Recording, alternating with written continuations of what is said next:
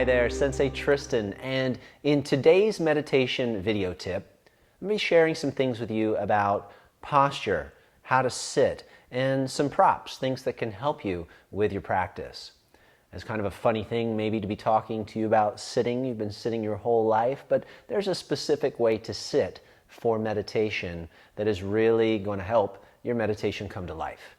You know, when you get the meditation right, when you understand like the posture and the positioning, something magical happens. You start to feel really awake. You start to feel very focused quickly, and the energy in your body flows really well. So what do I mean by the energy in your body flows? Well, the ancients discovered that if we could have our spine lifted nice and long and tall, that there's energy and information that travels up and down through the spine between the body and the brain.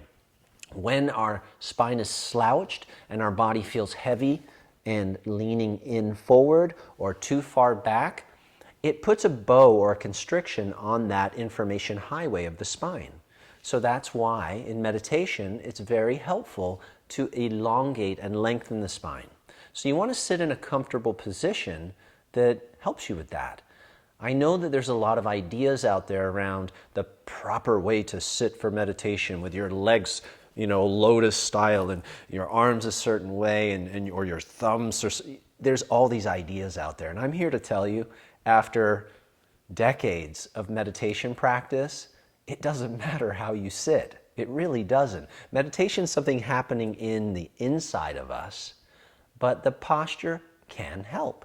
For example, I'm sitting on the couch right now, very comfortable, and I've got a couple of pillows underneath my legs, under my knees, because that feels good. I don't have my legs pretzeled together in a full lotus posture. That doesn't feel good to me. Some people, that really hurts their knees and their hips, and they're so distracted by the pain in their body trying to learn to meditate that they don't get to benefit from meditation at all.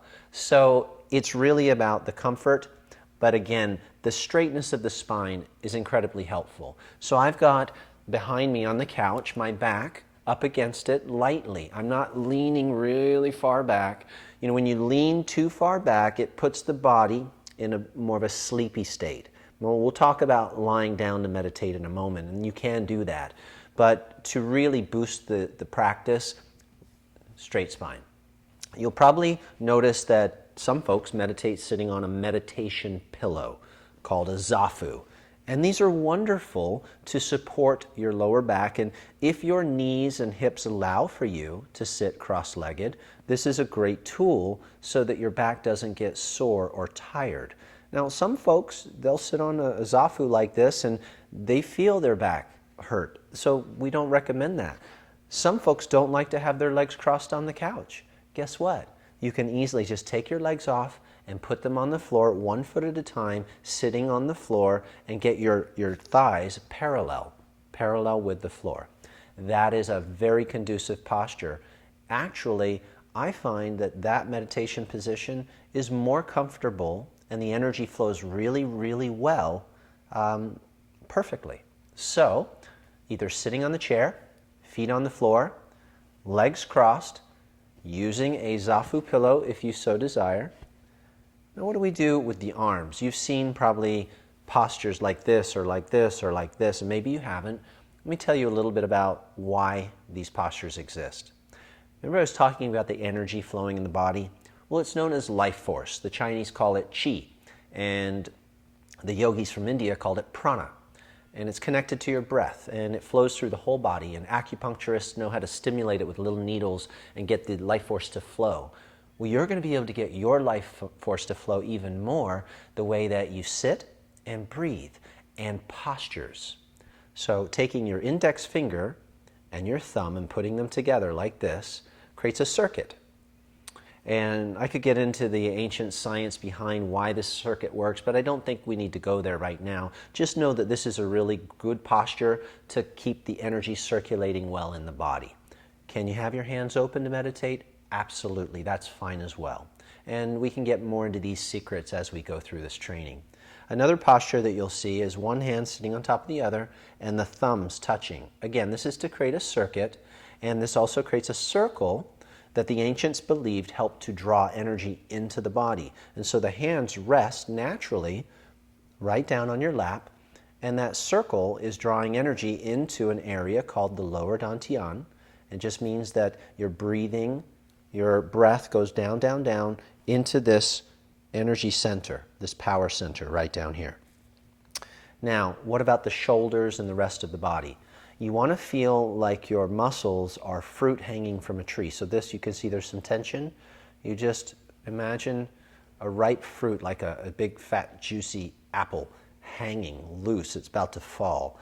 You want to, I sometimes lift and then release and try to relax the whole system. And as the muscles relax, the spine grows a little taller, almost like the stalk of a sunflower.